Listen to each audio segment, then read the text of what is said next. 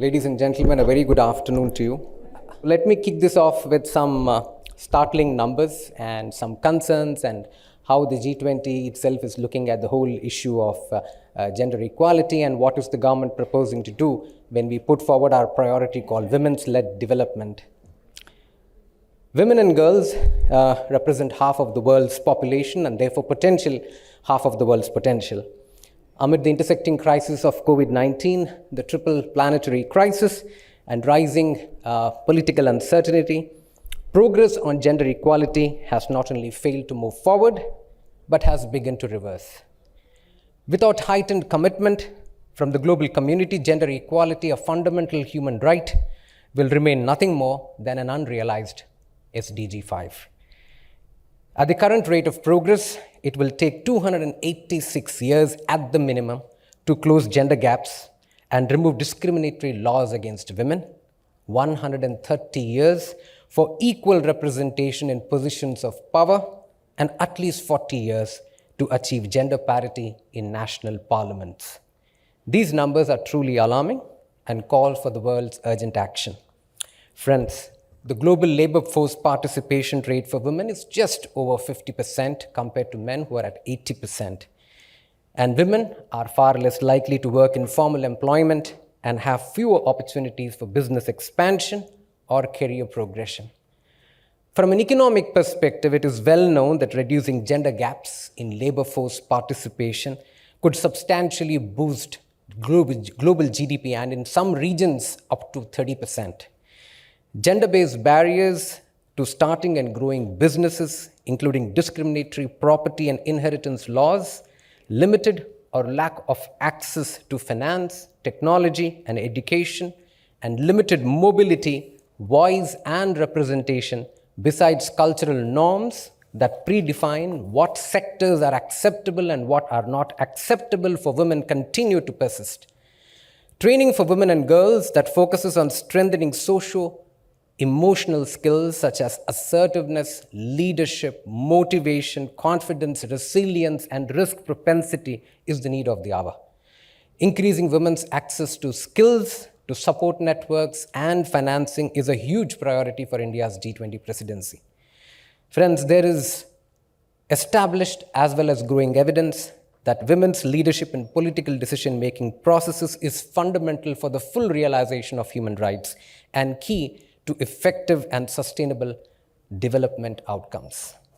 However, on the contrary, despite their proven abilities as leaders and agents of change, women's leadership and political participation continues to be marginalized all across the globe.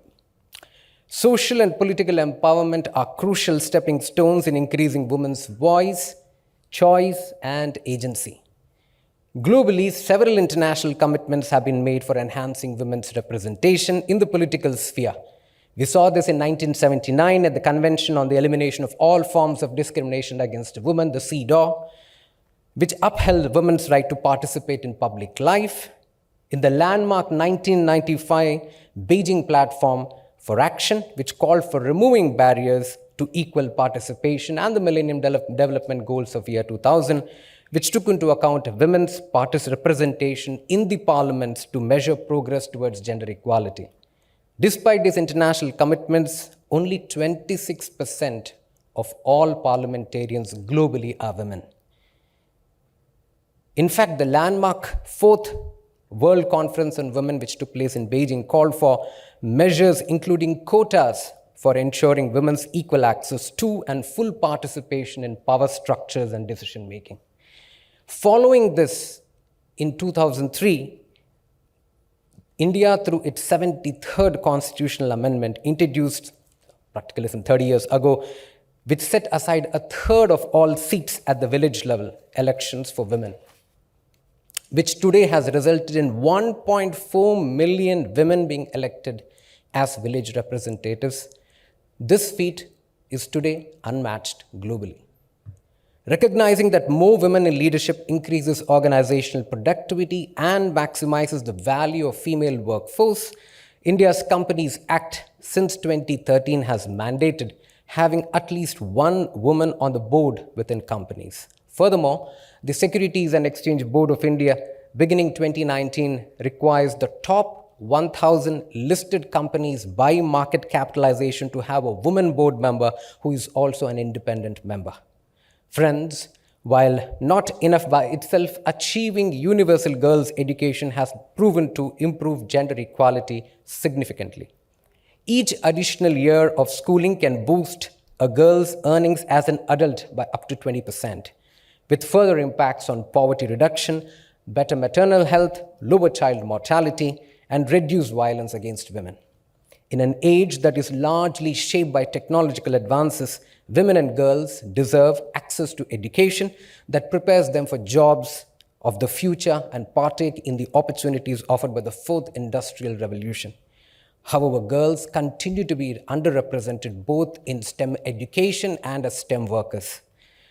To give all girls the opportunities to learn, achieve, and excel in STEM, we need to reimagine education systems where gender-responsive learning happens in every classroom. In addition to the STEM gender divide, there is the gender divide that we are witnessing in the digital space. Even within women, the difference of gender divide is pretty stark in the digital domain. For example, if it is only 18% of women in the LDCs who have access to broadband compared to 86% of women in the developed world. Closing this divide is imperative for ensuring that women and girls have better and improved access to healthcare, education, jobs, and participation. It is rather timely that the themes of this year's International Women's Day, which we are going to celebrate in about 3 days, and the priority theme for the 67th session of the Commission on the Status of Women, which is going to begin in New York at the United Nations. The theme is one and only: innovation and technology for gender equality and empowerment of all women and girls. Friends, ladies and gentlemen, women are essential actors of peace building. They are usually the first responders in community responses to natural disasters or pandemics. They contribute to post-recovery and strengthening community building, and are also uniquely positioned to help prepare the future generations to effectively tackle the climate crisis.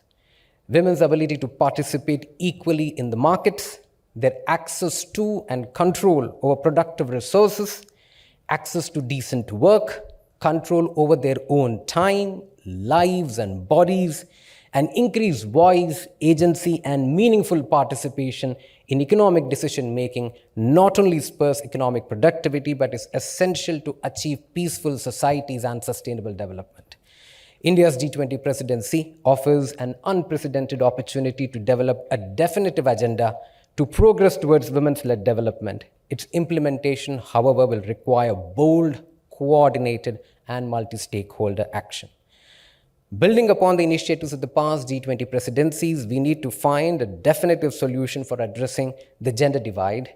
We need a comprehensive, systematic approach to define, to measure, to analyze, and understand it. To build generation equality, our only choice is to unleash women's full potential. The time to act and investment in women and girls is now. I look forward to a very productive panel discussion. Thank you.